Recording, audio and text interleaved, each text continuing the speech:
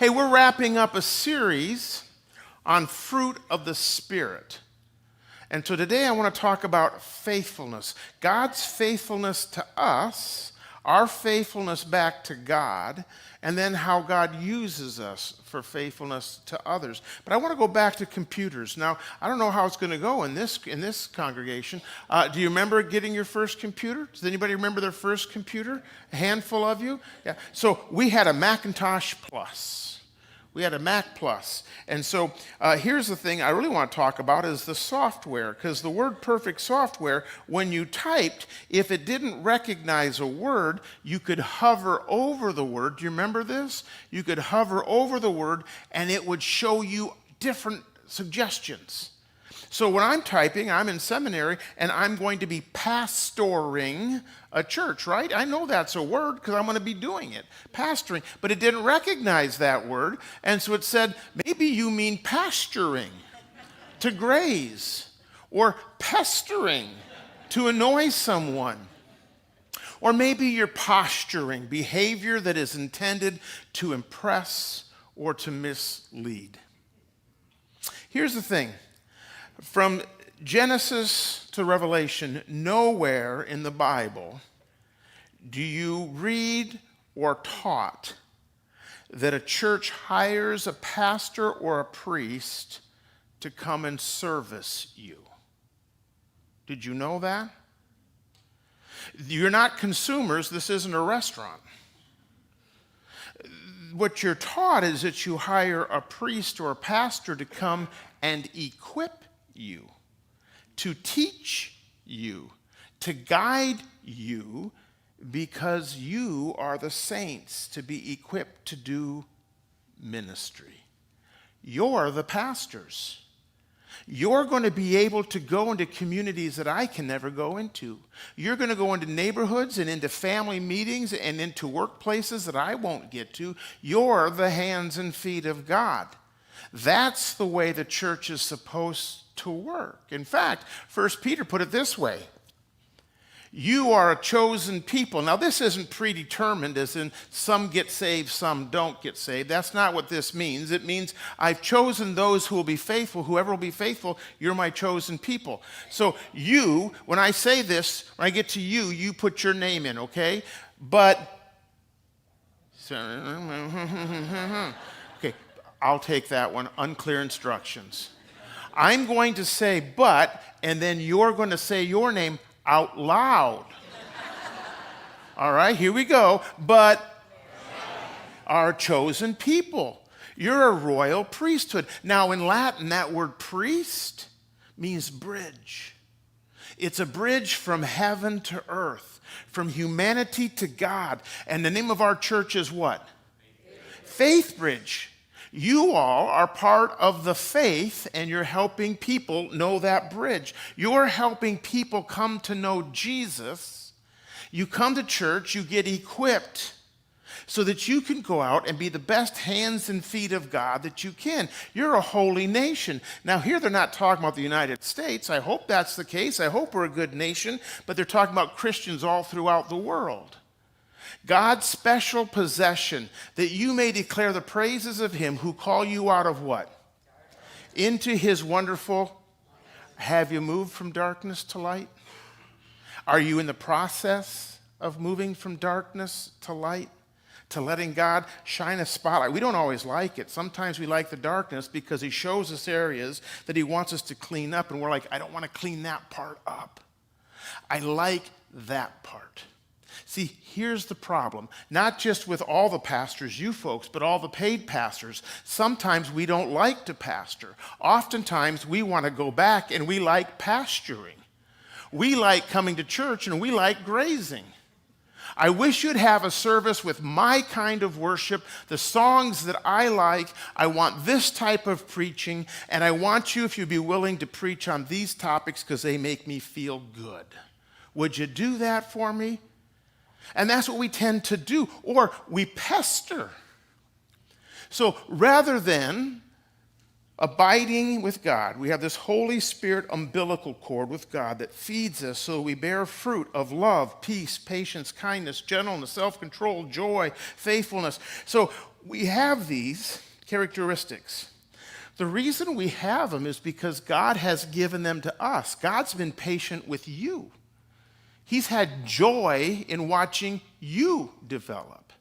He's had self-control with you. He's having kindness with you. He's been faithful to you. And he's done that not just so you're a good person, that's part of it, but he wants you to do something with it. He's given it to you for. Everybody say for. For a reason. And that reason is to strategically build relationships, not because they're notches on the Bible, but because you love them enough that you want to see them have eternity with you, and you bring them into a relationship with Jesus. But instead of doing that, we pester people. We just yell at them, wag our finger, and throw scriptures like they're bullets at them. Or sometimes we posture. Well, this isn't a real church because there's not enough stained glass windows. I can't hear the pastor. I've actually had someone tell me this. I can't hear the pastor when he doesn't have his robe on. Or, this isn't a real church because our pastor wears skinny jeans, and because he's cool, he now untucks his shirt because that's what everybody does now. So this must be a happening church because we've got a band. We posture. And God doesn't care about the mode and the means and how we do it. He just wants the good news of Jesus being taught to people, right? So we tend to do this, and that's the problem that Jesus was having with the religious leaders of the Jewish faith. Next slide. The Sadducees, the Pharisees, the Zealots, the Essenes. And so he says to them, woe to you, teachers of the law and Pharisees. You hypocrites, you're wearing masks. You give 1/10 of your spices, your mint, your dill, and your cumin. Let's pause there. He says, first of all, good job. Because tithing is one of the hardest things. People don't like giving their money away, and you've got that down. Good for you. You're giving 1/10 of everything you own to the temple, to the priest. Because if the priest is equipping you, if they're reaching and teaching you, they can't go out and do a business. So good for you. You're bringing 1/10 into the storeroom. And then you can also help the widows and the orphans. You can help people with that. Good job. In fact, you're going above and beyond the tithe. You're actually going into your garden. That's not required. You're taking, if you have 10 seeds, you're giving one of the seeds into the church. Good job. What? Yeah. You have neglected the more important matters of the law, which is justice, which is helping the oppressed. You see somebody oppressed, and if it's true that they're being oppressed, you're not standing alongside them and raising their voices. Or mercy. You're not responding to someone else's distress. What we do is if somebody has distress, we think it's a competition. So we begin to talk about all of our ailments and all of our distresses. And most of all, what? Faithfulness. Now, the word faithfulness, particularly in the New Testament, is a Greek word pistis. And one of the English synonyms is reality. Faith is based in a reality that supersedes our senses. It's a biblical snapshot of who God is. Someone who is anchored steady, trustworthy, and is really true. And then he continues. You should have practiced the latter, so I want you to do this without neglecting the former. It's not either or, it's both and. And then he starts to have some fun with them. You blind guides, you strain out a gnat, but you swallow a camel. So let's just pause here for a second. The Hebrew word for gnat and the Hebrew word for camel are the same letters, just mixed up, and camel has one extra letter. So they understood there was a word play here. Now, we know the first 5 books of the Bible that we call the law is actually grace and love. That's how the Hebrew people understand it, and that's how we should understand it. God loves us enough that he gives us grace and mercy and shows us the boundaries. He's mentoring us how to have the best life that we can have. But then the Jewish leaders came along and decided it needs some explanation, and they added 613 more laws. And that got to be legalism. So here's one of their laws. If I'm drinking a cup of tea and a gnat gets in it, if I can get that gnat out before he dies, it's still kosher. Kind of like the 5-second rule. Anybody have a 5-second rule at their house? Yeah. But if that gnat or that fly dies, I got to throw it out and start all over again. So they would put cloth over to strain the gnats. Now, we know you can't swallow a camel, right? The purpose of this phrase is you're so busy looking at the minors, you're not hitting the major things that are going on around you, right? So you can't eat a camel, but a camel can try to eat you, can't he? Do you remember that meme, anybody? It was on Facebook when Facebook first started. Yes, I am that old. I am that old that I remember when Facebook first started. Your child's being eaten by a camel. Do you A, save the child, or B, take a photo? Junior, just go stand in front of the camel and the donkey. Okay, Mom. Hey, Mom. Just wait, I gotta get the lighting. He'll be there in a second. 20 years of counseling will clear it all up. Here's the problem. The problem is so often we're trying to make a moment, we miss the moment. So often we're trying to make a moment, we miss the moment. And we miss the moments that God is being faithful to us every day. And we miss the opportunities that God has given us to be faithful back every day. So I want to take a test. Now here's the deal. When we take a test, no talking. You can't look at your neighbor's sheet. So if you see something different, if you see a different number, you don't tell the person next to you. So we're going to be silent during this test, or I'll come and I'll take your paper away from you. So here's the deal. I'm going to show you 6 different people. They're going to be throwing balls, 2 teams, one in white, one in black shirts. They're going to be throwing basketball and catching it. I want you to see if you can actually count the number of times that the team in white passes the ball back and forth. No discussing with your neighbors. Are you ready? Yeah. Let's see if we can do this. This is a test of selective attention. Count how many times the players wearing white pass the basketball.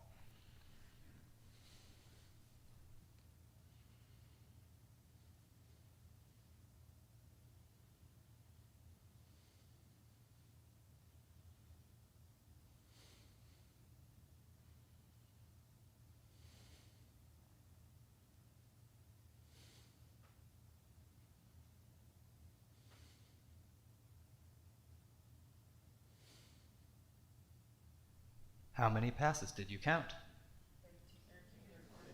The correct answer is 15 passes. But did you see the gorilla?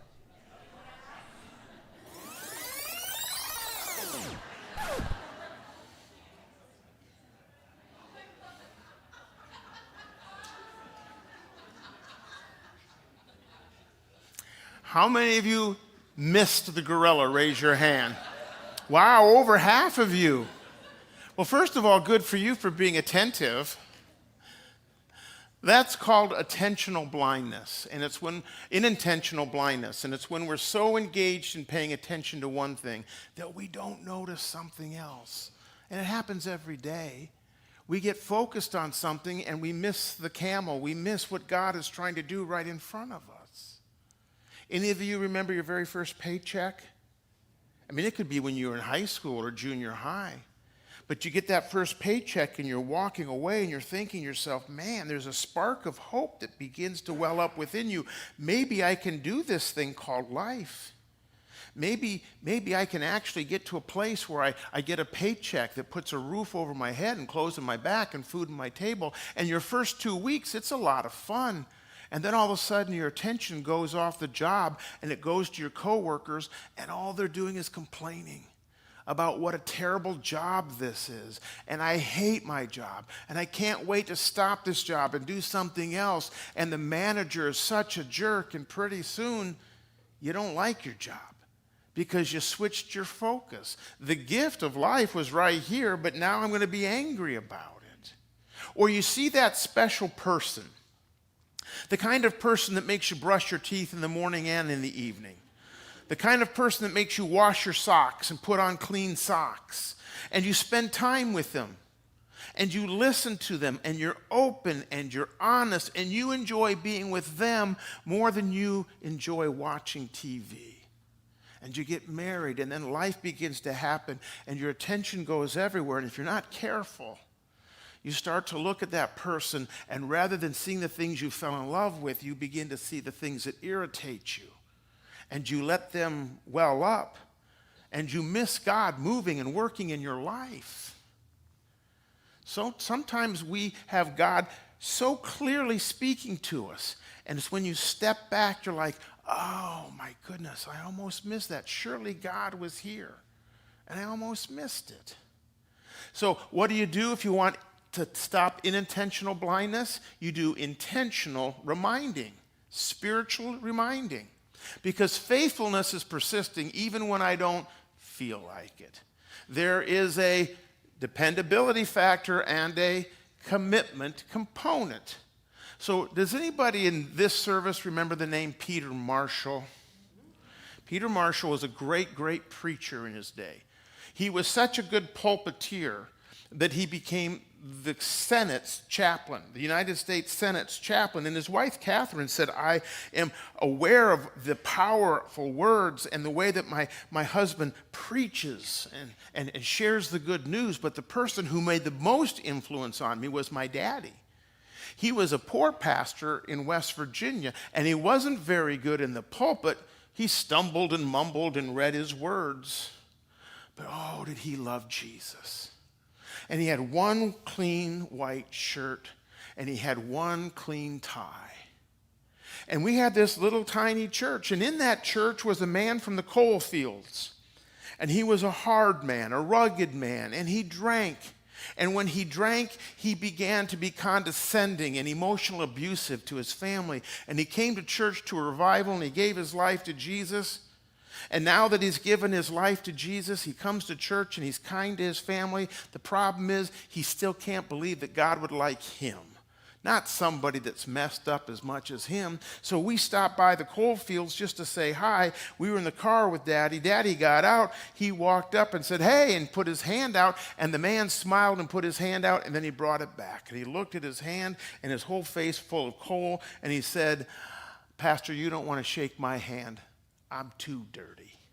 And everybody there knew there was a double entendre going on. It wasn't just that I'm too dirty with my hand, I'm too dirty in my heart. She said, my daddy looked at him eye to eye, and they just stared at each other for a minute. The kind of stare that one man gives another man when they know where they've been. And then Daddy looked away. He squatted down, took some coal dust, and washed his hands with it, stood up and said, how about now? And she said, what my daddy taught me is that when we have the fruit of the Spirit going inside of our life, we have to remind ourselves that we were dirty first and God cleansed us, so that when we're with our neighbor, our family, our friends, and they're getting on our nerves, we can relate to them because we've received that grace. That very grace we're trying to get them to get, we've been given it. So we now are willing to give it back. Do you know what the 4-letter F word was in Jesus' day? Foot. You didn't let someone see the bottom of your foot. If I showed you the bottom of my foot, it was equivalent to me giving you the middle finger. But Jesus sat down and he washed their feet. I think there's a lot of people that are going to be in heaven and go up to God and try to impress him with their tithes and all the things that they did legally, and he's going to say, that's great, good for you. How about the other part? Can I see your hands? Do they have coal on it? Are they clean from washing feet? We tend to think that success is when somebody's like in the top 5% of their business or 5% of their wealth. But success really means completing something. Jesus said, I'm the author and the finisher of your faith. I began something in you. Let me complete something in you. Successful people are simply ordinary people who do what the average person doesn't feel like doing. 1968 in Mexico, the Olympics are going on. 75 marathoners start, only 57 complete. This is a young man from Tanzania. He was sent to run the marathon, and so they're halfway through the marathon, and a bunch of them get tangled up. Somebody clips the back of his foot. He falls. He breaks his collarbone and dislocates his knee. So the people are there, the medics are there, and they're taking and untangling this mess and telling them they're all out of the race, and he just stood up and said no and put a bandage around his knee, and he started to run again, but he could hardly run. He came in like an hour later than everyone else into last place. You can see the place is emptying out. And when he got to the finish line, somebody asked him, "Why did you finish the race?" And he said, "My country sent me 5,000 miles not to start a race. They sent me 5,000 miles to finish a race." Folks, I'm just going to be candid. God sent you here not to start church, not to kind of come and play church, not to come and horse around a little bit until things get tough, church. He brought you here to finish. He is faithful to you every day, and he expects you to be faithful back every day. And that's not legalistic, and it's not a burden. It's excitement. It's an adventure. It's the energy. It's basking in the fruit of the Spirit and letting that fruit of the Spirit flow through you. But you have to continually remind yourself, because there's always something trying to get your attention on watching somebody play ball versus what's right in front of you. So in Jesus' days, they stacked rocks. A shepherd didn't have a cell phone. He didn't have a radio. He didn't have anything. He would be out there with the sheep, the wind rustling in the grass, looking at the clouds, talking to God and to the sheep, and that's what he had all day long. Now, if something special happened, let's say that his spouse gave birth to a child, or let's say that he stopped a predator from coming and eating and killing a sheep. If he would do something like that, then what he began to do is he would stack rocks. He would stack rocks to remind himself that God was faithful. So the next time he came to that field, he would see this stack of rocks, and he'd say, "Oh, God is faithful. Even I just need to look. He's faithful. I just need to spend time looking for him." Peter denied Jesus 3 times. And then after the death, the burial, and the resurrection of Jesus, Peter sees Jesus again, and he repents, and they're reconciled. And Jesus looks at Peter and says, "Peter, do you love me?" "Yes, feed my sheep." 3 times he says that. I wonder if Jesus ever got into a boat all by himself, pushed it off, went into the middle of the Sea of Galilee, and just stopped and looked at the water and said, "Man, God saw so much value in me, in somebody who's hot-headed. He saw that value in me, and he let me walk on water." Zacchaeus was a wee little man was. And he climbed up a sycamore tree. "Come down, I'm going to your house today." I wonder if Zacchaeus ever crawled up on that sycamore tree and someone's walking by and says, "Hey, you fool, what are you doing up there?" "I'm just reminding myself what God did in my life." Do you suppose Lazarus ever packed a sack lunch, went into the cemetery, just sat down, looked at the grave site where he was at, and knowing that's where he's going to be, and ate his sandwich and thought, "Wow, I have to be reminded that we serve a risen Savior and that he's real." So we've been talking about the fruit of the Spirit. It's really spiritual formation. It's the calling to actually want God more than second things, whatever that is in your life. To identify that the Holy Spirit will implant desires, and we have to nourish them. We do it through scriptures, we do it through prayer, we do it through community. A goal that underlines the vital necessity of not just taking ourselves, but having community. Authentic relating that pretends about nothing.